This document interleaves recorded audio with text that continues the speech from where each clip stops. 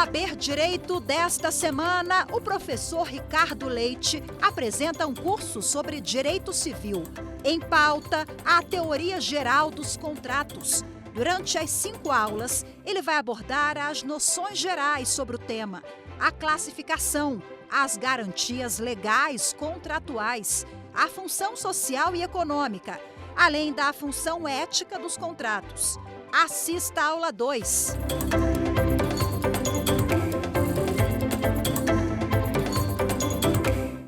Olá, sejam muito bem-vindas, muito bem-vindos ao programa Saber Direito. Meu nome é Ricardo Rocha Leite, sou professor aqui no Distrito Federal, em algumas instituições, e vamos iniciar aqui a nossa aula 2 sobre Direito Civil, especificamente sobre Teoria Geral dos Contratos. Aproveitando o início dessa aula para nós relembrarmos o que foi tratado na aula anterior. Na aula anterior, basicamente, nós fizemos uma análise do conceito de um contrato, a evolução histórica dos contratos e iniciamos o estudo dos princípios contratuais. Quando eu falo princípio, o princípio ele é o ponto de partida, é um vetor interpretativo, ou seja, como eu devo interpretar esse instituto jurídico. Então, no caso dos contratos, nós estudamos o princípio da obrigatoriedade dos contratos, que o contrato é obrigatório entre as partes, uma vez celebrado.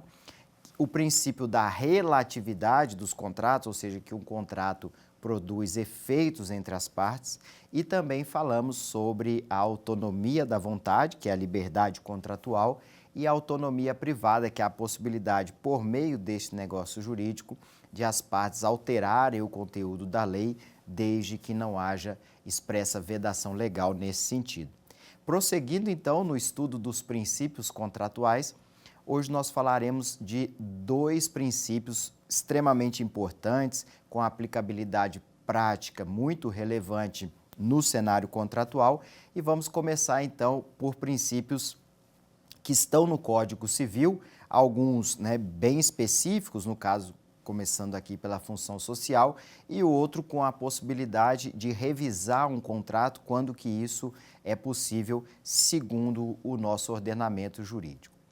Então, começando pelo princípio da função social, o princípio da função social ele está expressamente previsto no Código Civil na parte que fala da teoria geral dos contratos. Quando a gente analisa o Código Civil, a sistemática do Código Civil, e eu costumo falar para os alunos o seguinte, olha, o índice sistemático que está previsto para aquele código, no nosso caso aqui o Código Civil, ele é muito importante para direcionar. Então, o contrato, ou a teoria geral dos contratos, ela está sistematizada no sentido de que, primeiro, eu tenho um regramento geral aplicável, ou várias regras aplicáveis a todos os contratos, e depois o estudo dos contratos em espécie. E essa técnica, essa técnica regulamentar, ela é utilizada em outros códigos, como, por exemplo, o Código de Processo Civil, tem uma parte das normas fundamentais, tem uma parte que trata da parte geral do Código de Processo Civil. Então, essa técnica é uma técnica comum e pressupõe o quê? Pressupõe que para que eu estude um contrato em espécie, eu tenha conhecimento do geral. Primeiro eu vou para o geral, depois para o especial. Eu costumo dizer que não adianta eu querer estudar um contrato em espécie se eu não sei a teoria geral dos contratos. Então, essa teoria geral ela é muito importante porque ela vai nos direcionar, vai mostrar o caminho que nós devemos seguir para qualquer espécie contratual. O princípio da função social, ele está previsto nessa parte geral do Código Civil, que trata da chamada teoria geral dos contratos, e diz que os contratos devem observar uma função social. É um princípio porque ele é aberto. Está dizendo que os contratos devem ter essa função social, mas, ao mesmo tempo, não há ali uma concretude no sentido de que o legislador, a lei, vai dispor como isso vai ser operacionalizado. Então, cabe à doutrina, cabe aos intérpretes, trazer uma orientação de concretização desse princípio da função social no cenário contratual. Essa ideia, né, de função social, ela foi reproduzida no Código Civil, mas a gente tem também algumas previsões, por exemplo, na Constituição Federal, quando se fala que a propriedade deve ter uma função social. E hoje, no âmbito do direito civil, se fala em função social da posse, função social do casamento. Então, o que quer dizer a função social? Ou seja, quando eu falo que um instituto, no caso o contrato, o que eu quero dizer, qual é a mensagem que se quer passar quando se diz que um contrato tem uma função social? Lembrando o que nós falamos na aula anterior, na aula de número 1, que o contrato ele é regido por uma relação entre particulares. Então, eu tenho nesse contrato, nesse negócio jurídico, interesses particulares. Aqueles interesses são interesses individuais de cada um dos contratantes, mas são, acima de tudo, interesses particulares. Quando o Código Civil diz que um contrato deve ter, ou todos os contratos devem observar uma função social, o que se está dizendo é que deve-se compatibilizar esses interesses individuais, esses interesses particulares, com os interesses do Estado. Ou seja, esses interesses individuais não podem ofender, ou por meio desses interesses individuais, eu não posso ofender outras pessoas. Como assim? Como assim, me explica isso, torna isso mais concreto. Vamos pegar um exemplo aqui para ilustrar essa situação.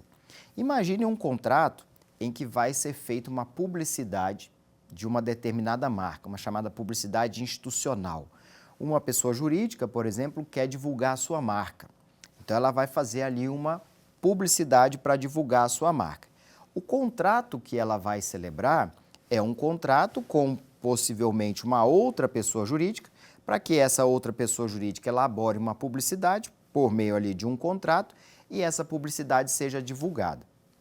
Se eu pensar somente nos interesses individuais, essa publicidade ela poderia ser, por exemplo, uma publicidade abusiva, uma publicidade enganosa. Mas quando o Estado fala, não, nesse caso, tem os interesses individuais, há os interesses individuais, mas eu tenho também que observar o interesse social. E não é socialmente interessante que se veicule publicidade enganosa. Não é socialmente interessante que se veicule publicidade abusiva. Então, ao mesmo tempo que há os interesses individuais, o Estado fala, olha, estes interesses individuais, eles têm limites. Quais são os limites? Os limites de não ofender direitos de uma coletividade, de não ofender direitos de outras pessoas que não integram esse contrato. Então, a função social não é dizer que prepondera o interesse público em relação ao interesse particular. Não, não é isso.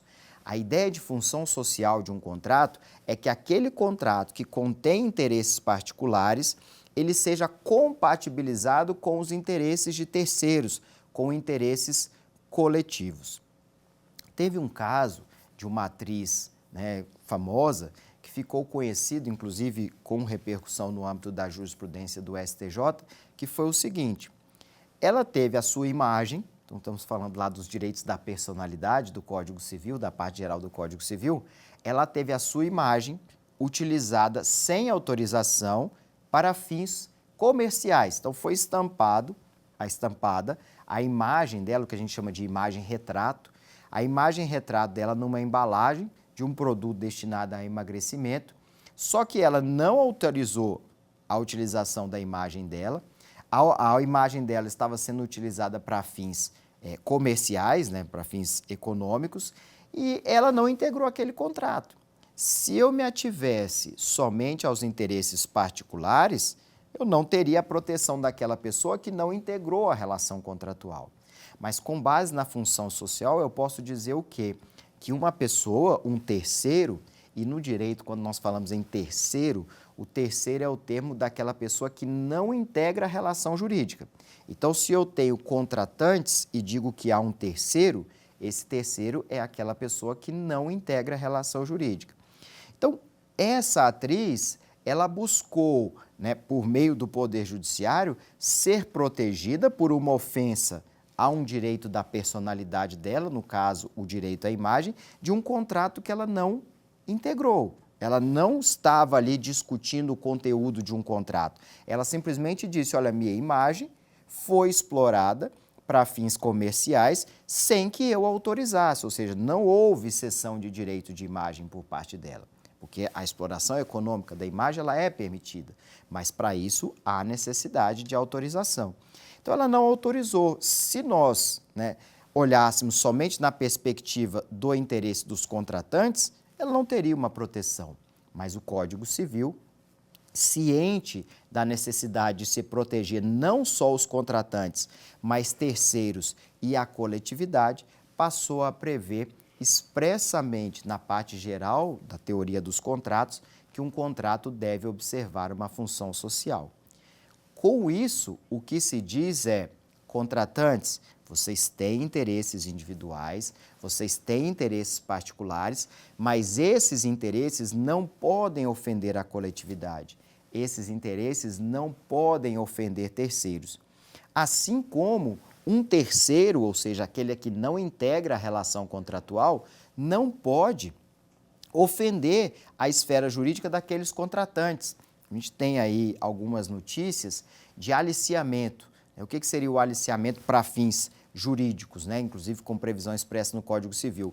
Existe um contrato, eu tenho lá um contrato em que os contratantes se obrigaram, por meio da obrigatoriedade, um terceiro, possivelmente ali não se utilizando da boa-fé, resolve aliciar um dos contratantes para que ele desfaça aquele negócio jurídico e contrate com um concorrente. Ou seja, existe a possibilidade também de um terceiro ofender a relação contratual. Ou seja, o que eu quero dizer para vocês é que, embora o contrato produza efeitos entre as partes, isso não afasta de forma nenhuma a possibilidade desse mesmo contrato repercutir na esfera de terceiros, esse mesmo contrato repercutir na esfera da coletividade ou até mesmo um terceiro ofender aqueles contratantes por meio de uma conduta em que ele ingresse naquela relação jurídica de forma indevida. Então, quando a gente analisa a função social dos contratos, o que se está dizendo é isso. Se está dizendo que é possível que um contrato tenha, ao mesmo tempo, uma função individual, uma função na perspectiva dos contratantes, mas, ao mesmo tempo, esse contrato tenha uma função social, ou seja, que esse contrato não ofenda a coletividade, não ofenda terceiros. Com base nisso, se construiu na doutrina a perspectiva de que há a proteção ou a possibilidade de proteção dessas pessoas que foram ofendidas sem integrar uma relação contratual. E a isso se dá o nome de tutela é proteção, então quando eu falo de tutela do Estado, eu busco a proteção do Estado. Quando eu falo na figura do tutor, o tutor é um protetor, então a tutela é proteção. E a proteção, a tutela, ela tem o nome de tutela externa do crédito, porque externa porque exatamente o contexto daquele que não integra a relação. Então, é perfeitamente possível que eu proteja, ao dizer que um contrato tem uma função social, proteja um terceiro, por meio de institutos que vão ali embasar essa proteção. Então, isso é possível quando eu digo que um contrato deve ter uma função social. A título de exemplo, eu posso citar aqui para vocês um dispositivo do Código Civil, que é um dispositivo muito interessante dentro do contexto contratual, só para ilustrar aqui o que eu estou dizendo, que é o artigo 608. O artigo 608 do Código Civil, ele vai estar inserido no contrato de prestação de serviço. Então, é uma espécie contratual e diz lá assim: aquele que aliciar pessoas obrigadas em contrato escrito a prestar serviço a outrem, pagará a este a importância que o prestador de serviço, pelo ajuste desfeito, houvesse de caber durante 2 anos. Ou seja, basicamente aqui o que a lei está fazendo? Está protegendo uma pessoa né, que estava em uma relação contratual e houve uma intervenção indevida de um terceiro nessa relação contratual para aliciar um dos contratantes. Então, há uma tutela externa, por quê? Porque não está dizendo especificamente em relação àqueles contratantes, mas que ao mesmo tempo busca proteger aquelas pessoas de práticas ilícitas. O aliciamento no contexto que está inserido no contrato de prestação de serviço é uma prática ilícita, inclusive é sancionado com base no artigo 608 do Código Civil. Então, quando nós falamos em tutela externa do crédito, nós estamos protegendo o contrato por meio da sua função social, no sentido de que o Estado vai interferir nessas relações quando essa relação se mostra prejudicial a um terceiro ou a uma coletividade. Essa interferência, ela é muito presente, como eu disse para vocês aqui, nos contratos de consumo.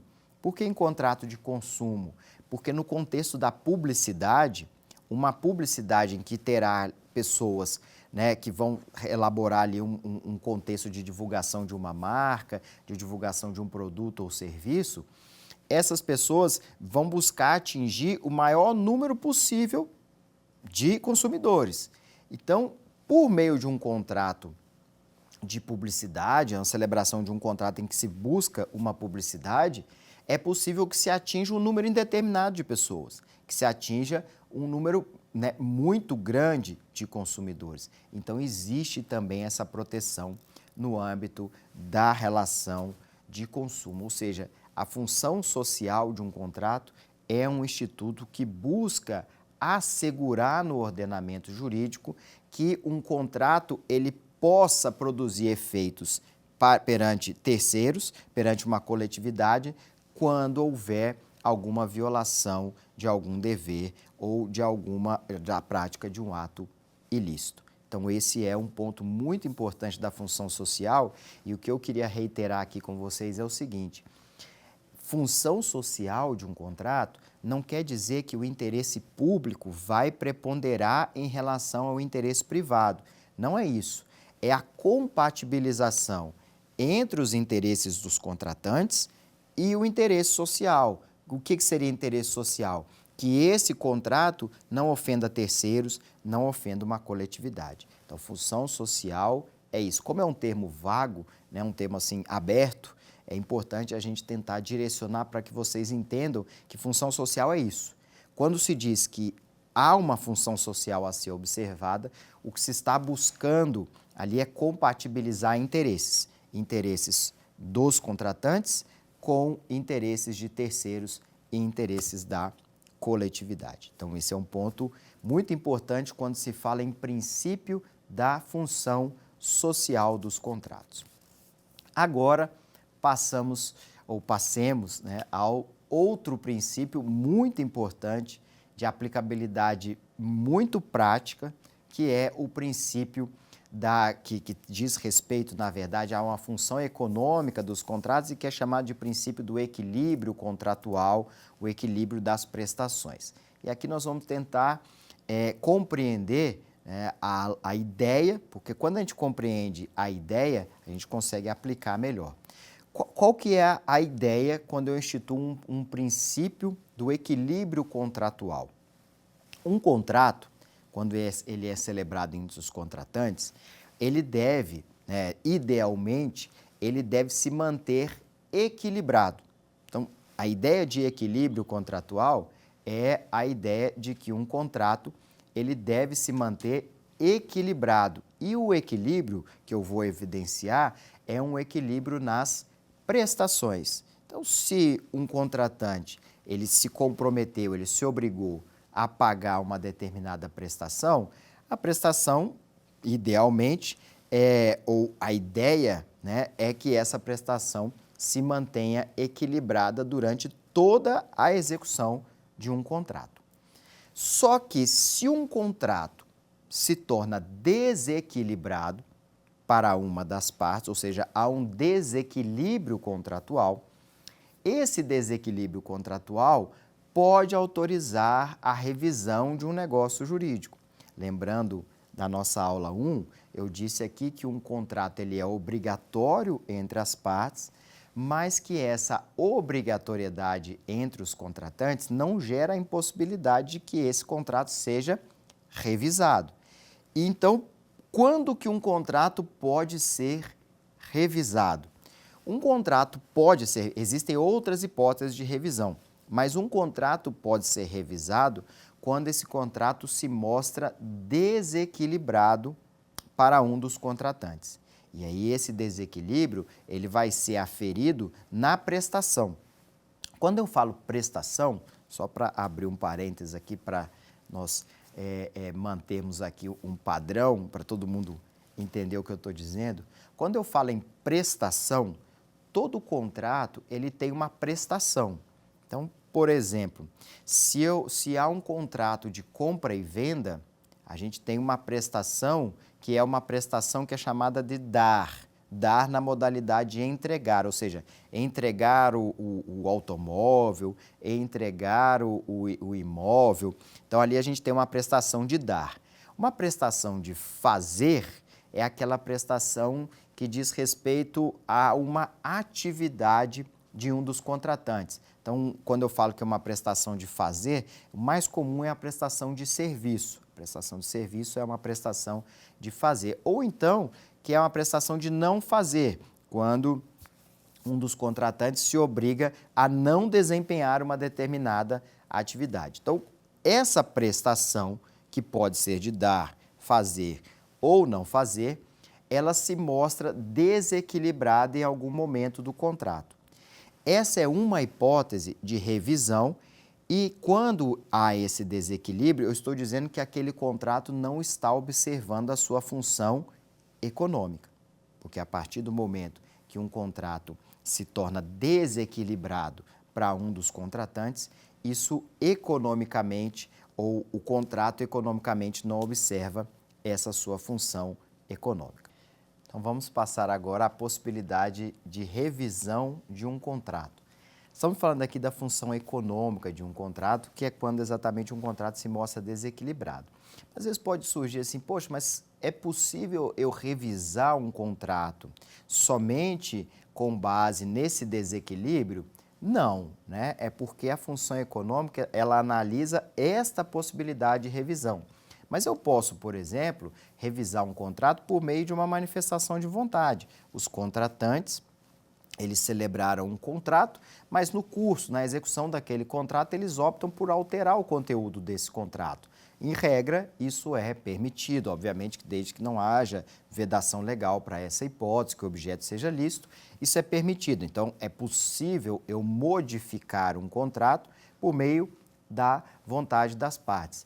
Também é possível que se modifique um contrato quando uma das cláusulas se mostre abusiva. Foi celebrado um contrato de adesão e naquele contrato de adesão há uma cláusula que estabelece uma desvantagem exagerada para uma das partes, por exemplo, colocando de forma bem genérica.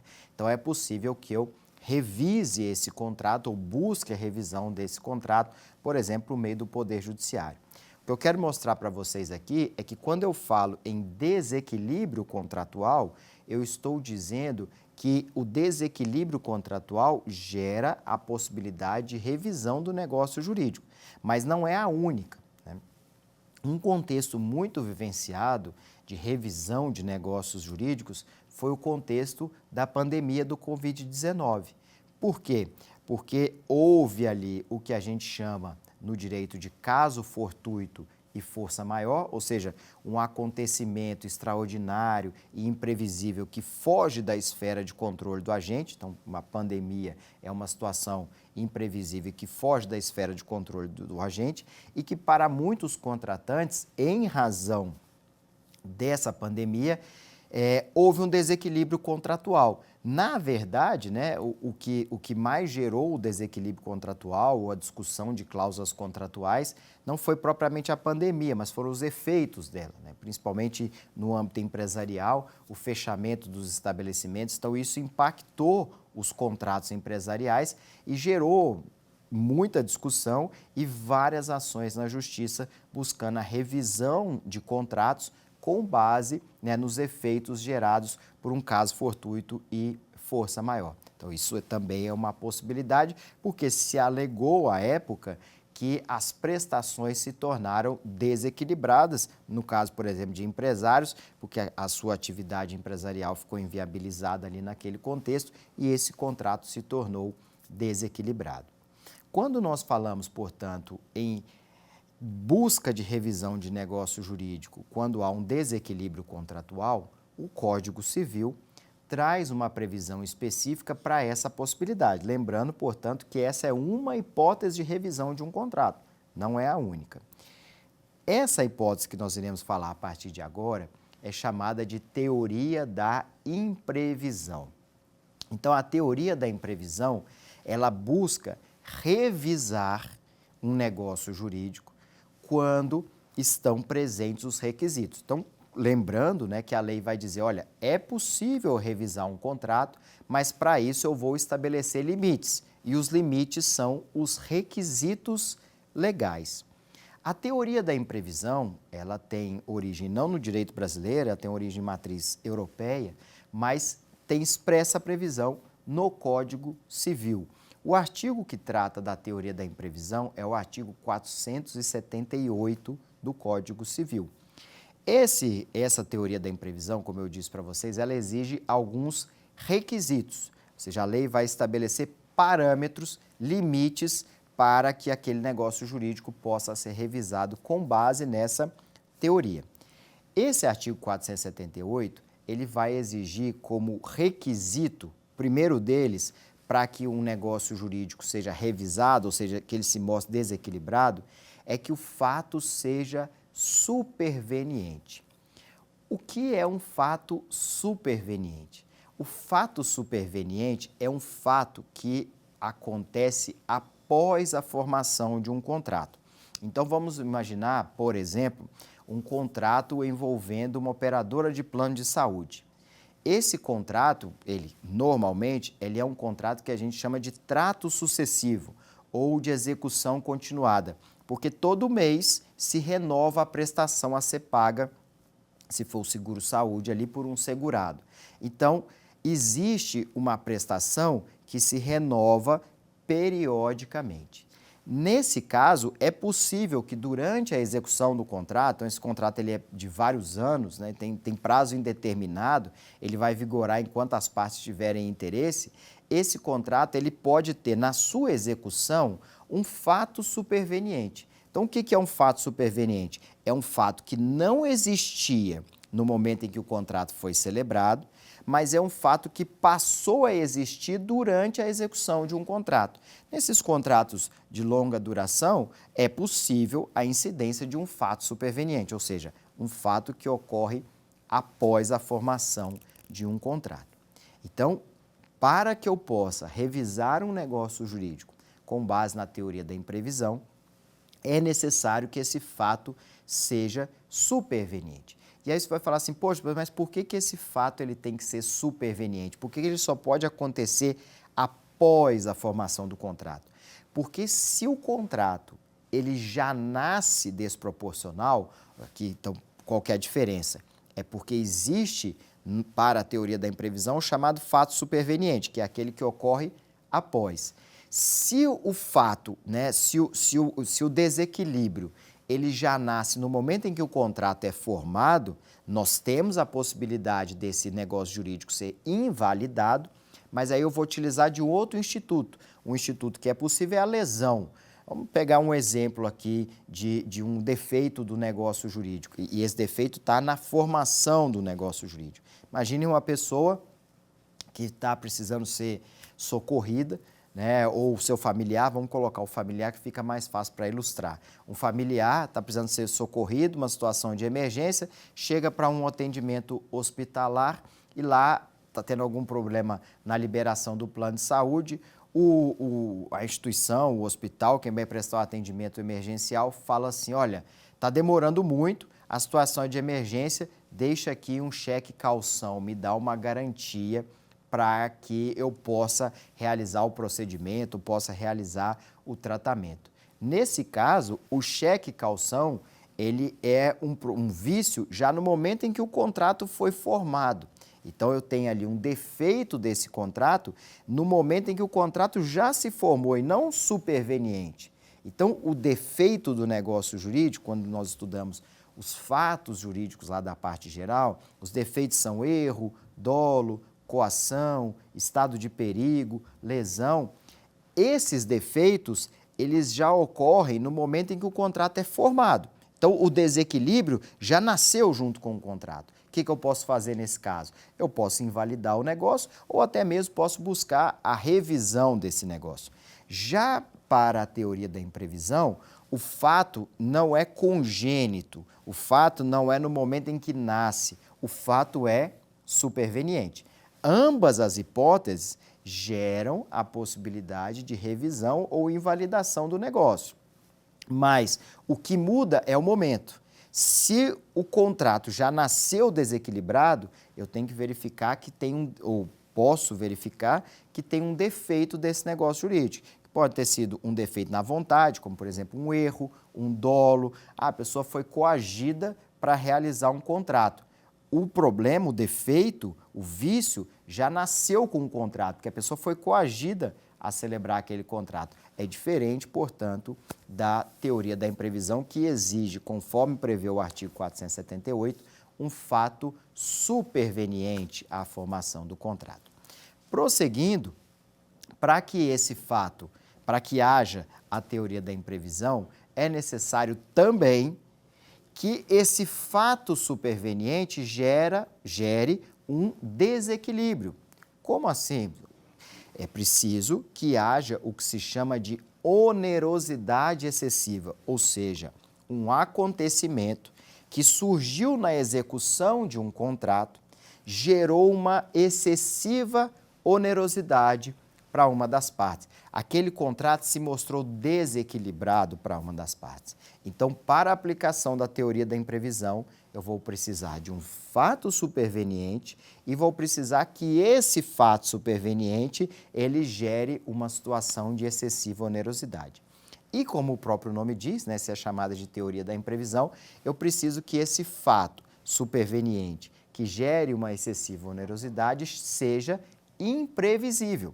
O que é um fato imprevisível? Um fato imprevisível é um fato que foge da esfera de controle daquele contratante. Então, por exemplo, a pandemia foi considerado um fato imprevisível, porque é um fato que fugia da esfera de previsibilidade daqueles contratantes. E aí, então, presentes esses requisitos, fato superveniente, que seja imprevisível e que gere uma excessiva onerosidade, é possível a revisão de um negócio jurídico com base na teoria da imprevisão. Então, você vai falar assim, poxa, professor, mas no caso da pandemia, é um fato imprevisível? É um fato imprevisível. É um fato que foi superveniente à formação do contrato, ou seja, o contrato já estava sendo executado e veio a pandemia? Sim, é um fato superveniente. Se demonstrar que houve, em razão desse fato superveniente, esse acontecimento imprevisível, se houve uma excessiva onerosidade, aquela pessoa vai conseguir revisar esse contrato? Segundo o artigo 478 do Código Civil, vai. É importante destacar aqui que, se vocês olharem na redação do artigo 478, vai dizer que há necessidade, além da excessiva onerosidade, a extrema vantagem para a outra parte. Essa extrema vantagem para a outra parte, embora tenha previsão legal, ela é interpretada pela doutrina como um elemento acidental desse negócio. Por exemplo, o que é isso, elemento acidental? Um elemento acidental é um elemento dispensável. Então, eu estou querendo dizer que a interpretação da doutrina sobre este requisito, extrema vantagem para a outra parte, é que é um elemento acidental, que pode não estar presente. Ou seja, um dos contratantes, o devedor, no caso da redação do artigo 478, o devedor vai poder revisar um contrato se ele demonstrar, basicamente, fato superveniente, que esse fato superveniente seja imprevisível e que gerou uma excessiva onerosidade. Com base nisso, ele consegue, por ter um desequilíbrio na relação contratual, revisar este negócio jurídico com base na ideia de que um contrato deve ter uma função econômica. A função econômica é exatamente o contrato se manter equilibrado. Se esse contrato desequilibra para uma das partes, para um dos contratantes, possibilita, portanto, a revisão contratual. Um outro ponto que deve ser destacado aqui é o seguinte: eu falei para vocês que dentro das relações entre particulares existe alguns tratamentos diferentes pela lei, né, e pela própria interpretação da doutrina e da jurisprudência. Como assim? Quando eu estou diante de um contrato civil, a intervenção do Estado vai se dar com base no Código Civil, e essa intervenção ela é mínima, conforme o próprio Código Civil prevê. Quando eu estou diante de uma relação de consumo, na relação de consumo regida pelo Código de Defesa do Consumidor, a Lei 8.078/90, a lei também prevê, o Código de Defesa do Consumidor também prevê a possibilidade de o consumidor revisar o negócio jurídico. Então, há uma previsão no Código Civil, que é a chamada teoria da imprevisão, no artigo 478, e há uma previsão no Código de Defesa do Consumidor. Essa previsão no Código de Defesa do Consumidor é uma previsão em que os requisitos são parecidos, mas há um requisito que é indispensável na teoria da imprevisão e que é dispensável na relação de consumo. Por isso, se a relação é de consumo, eu não aplico o Código Civil, eu aplico o Código de Defesa do Consumidor. E o que vai acontecer aqui? O Código de Defesa do Consumidor, ele dá um tratamento diferente. Que tratamento diferente que é esse? É que no Código de Defesa do Consumidor, a lei 8.078/90, não exige o requisito da imprevisibilidade. Como assim? Lá no Código Civil, pelo próprio nome, né, teoria da imprevisão, há necessidade do requisito da imprevisibilidade do acontecimento. Já no Código de Defesa do Consumidor, a lei, no artigo 6º, quando vai falar da possibilidade de modificação de cláusulas contratuais, não exige a imprevisibilidade. Isso muda significativamente. Por quê? Vou pegar aqui um exemplo que foi julgado pelo Superior Tribunal de Justiça para vocês entenderem como que isso muda a depender da relação contratual. Nós vivenciamos na década de 90, anteriormente ao Plano Real, um período de hiperinflação. Então, havia ali um período em que quem tiver interesse, quem se recordar, as pessoas recebiam o salário e iam para o supermercado para fazer estoque de comida, porque basicamente elas não sabiam qual que seria o valor no dia seguinte. Isso, muito brevemente, é hiperinflação, é essa instabilidade. Veio no ano de 1994 o Plano Real e com isso buscou-se o quê? Estabilizar economicamente o país. E contrato e economia tem uma relação muito direta, né?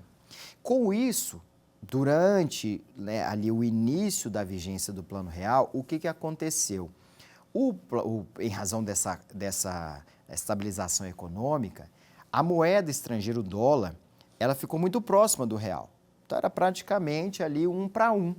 Então, você teve esse contexto logo no início do Plano Real, depois mudou, mas no início teve essa proximidade, né, entre a moeda estrangeira e a moeda nacional, no caso da moeda estrangeira, o dólar. E o que aconteceu? Várias pessoas, centenas de pessoas, imaginaram o seguinte: bom, ainda que eu pague o imposto de importação, se eu vou adquirir veículo estrangeiro, porque a moeda está muito parecido, né? Então não vai ter problemas no que diz respeito a valor nominal, eu vou estar pagando praticamente a mesma coisa. E aí, então, várias pessoas começaram a adquirir veículos estrangeiros com base no quê? Com base nessa ideia da estabilização econômica e da quase equiparação da moeda nacional com a moeda estrangeira. Só que, durante a execução desse contrato, o que aconteceu? Variação cambial. Com a variação cambial, o que era 1 para 1 passou para 1, 2 e o mais um percentual, ou seja, mais que duplicou o valor da prestação.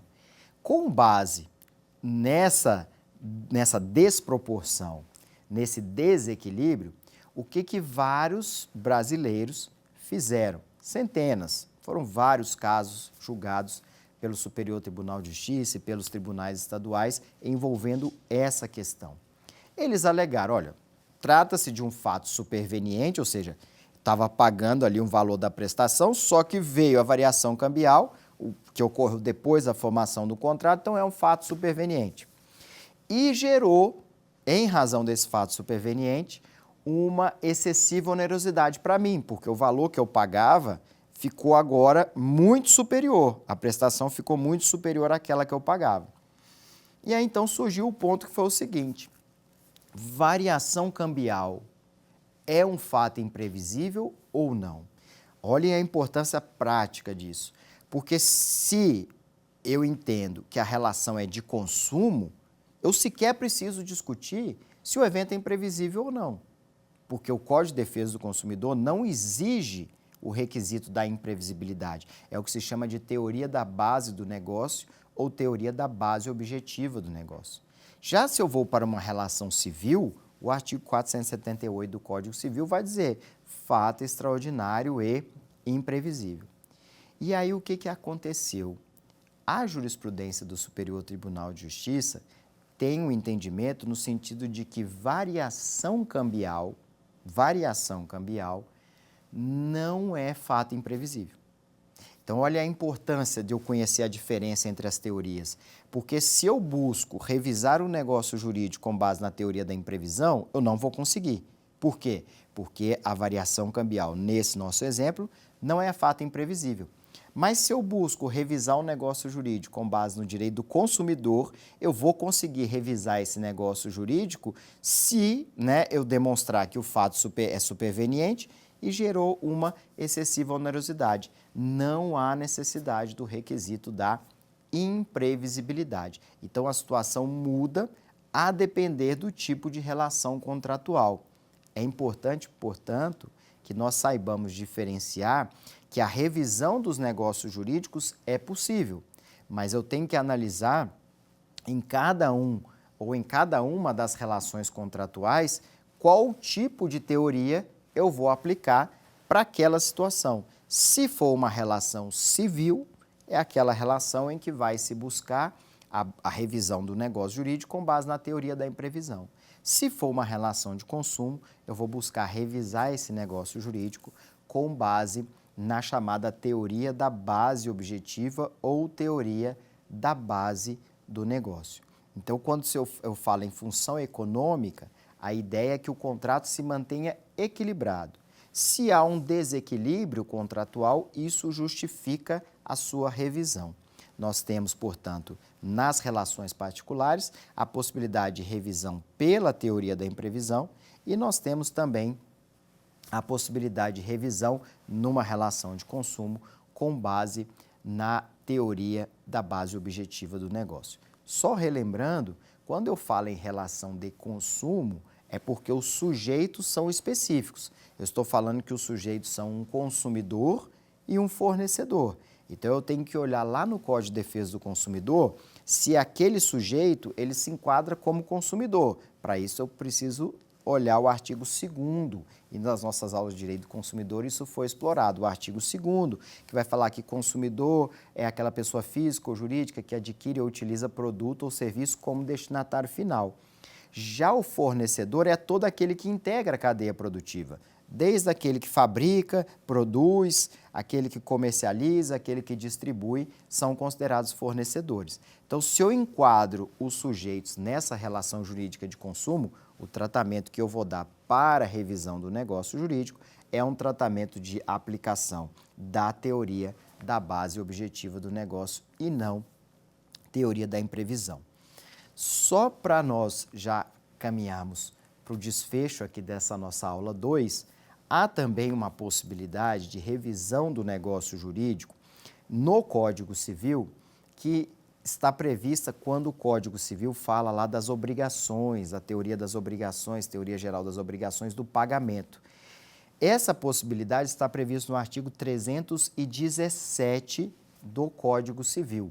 Então, ela tem ali, alguns chamam de teoria da excessiva onerosidade ou da onerosidade excessiva, que possibilita também a revisão de um negócio jurídico. Então, se nós formos analisar dentro das leis, existe no Código Civil a possibilidade de revisão com base no 478 e no artigo 317. E no caso do direito do consumidor, com base no artigo 6º. O que muda? Por que o Código Civil traz as duas hipóteses? Uma diferença significativa na redação dos artigos é porque o artigo 478 do Código Civil, que trata da teoria da imprevisão, ele vai falar basicamente da figura do devedor. Então, quem é um devedor em um contrato? Aquele que tem uma prestação a cumprir e que está naquela situação, né, de um possível inadimplemento, ela pode ser, então, ali parte legítima para pleitear a revisão de um negócio jurídico. Já no artigo 317, o Código Civil faz menção às partes, ou seja, partes seriam quem? Credor e devedor. Então, é possível, para a gente fechar aqui, é possível que um credor busque a revisão de um negócio jurídico? Sim, se a prestação se mostrar desproporcional para ele, é possível também que ele busque a revisão de um negócio jurídico, porque muitas das vezes a gente associa a revisão do negócio jurídico ao devedor, mas é possível que o credor revise ou busque a revisão de um negócio jurídico, e aí o fundamento para ele buscar essa revisão do negócio jurídico é o artigo 317 do Código Civil. Com isso, nós fechamos aqui essa nossa aula de número 2, que buscou trazer para vocês dois princípios essenciais da teoria geral dos contratos, que é o princípio da função social e o princípio da função econômica. Função social, equilíbrio entre interesses particulares e interesses coletivos ou de terceiros. Quando eu falo em função econômica, é que o modelo ideal é que um contrato se mantenha equilibrado. Se há um desequilíbrio, esse contrato pode ser revisado.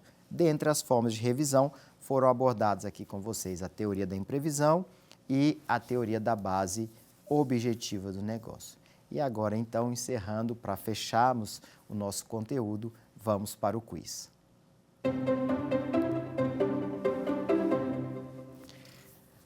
A questão de número 1 prevê que o Código Civil dispõe expressamente que os contratos devem observar uma função social. Esse princípio deve ser corretamente interpretado no sentido de que, então, é o princípio da função social. Letra A, o interesse social prevalece em detrimento do interesse individual nas relações privadas? Um contrato pode atingir a esfera jurídica de terceiros? Pode. Falamos aqui dos exemplos da publicidade, que pode atingir terceiros, uma publicidade enganosa ou abusiva, ou até mesmo no exemplo, da atriz que teve indevidamente utilizada sua imagem em um contrato que ela não participou. Então, é possível sim que um contrato atinja a esfera jurídica de terceiros. Item B. Vamos ver os demais para fecharmos o raciocínio aqui sobre essa questão. C. Um terceiro não pode ofender um contrato que ele não celebrou? Pode. A gente viu que ele pode aliciar um dos contratantes, e isso é uma prática que é repudiada, inclusive com expressa previsão no artigo 608 do Código Civil. E D, nas relações contratuais privadas, prevalece o princípio da máxima intervenção estatal. Não, prevalece o princípio da intervenção mínima do Estado, embora seja possível a intervenção, essa intervenção é mínima. Resposta correta, portanto, é a letra B, em que um contrato pode atingir a esfera jurídica de terceiros. Vamos para a questão 2.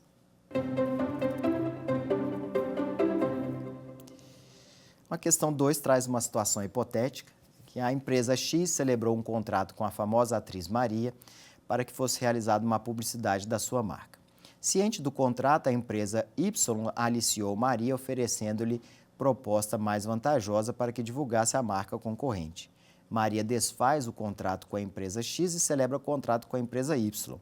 Diante dessa situação, é possível afirmar que a empresa X nada pode exigir da empresa Y, porque não celebrou contrato com ela. Não, aqui a ideia da exigibilidade tanto de uma quanto de outra é possível com base na tutela externa do crédito.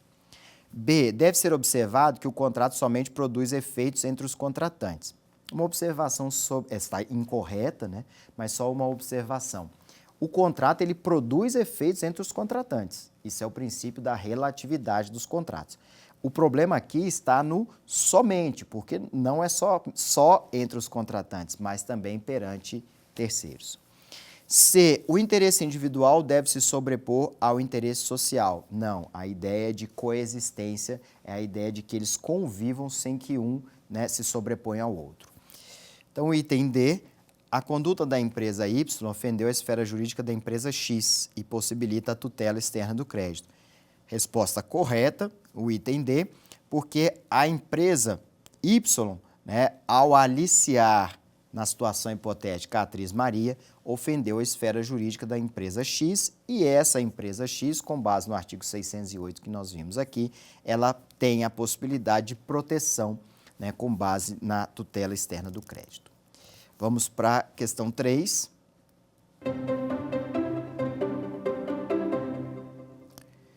O contrato deve se manter equilibrado durante a sua execução.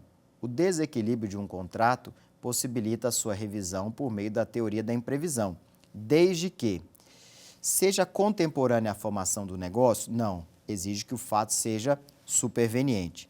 Seja previsível? Não, o fato tem que ser imprevisível. Gere uma prestação excessivamente onerosa? Sim, né? É um fato superveniente que gera uma prestação excessivamente onerosa. Correto é o item C. O item D fala, não gera extrema vantagem para a outra parte. A gente viu que é um elemento acidental, mas esse elemento acidental está previsto lá no artigo 478, que trata da teoria da imprevisão. Então, a resposta correta é gere uma prestação excessivamente onerosa. Resposta à letra C.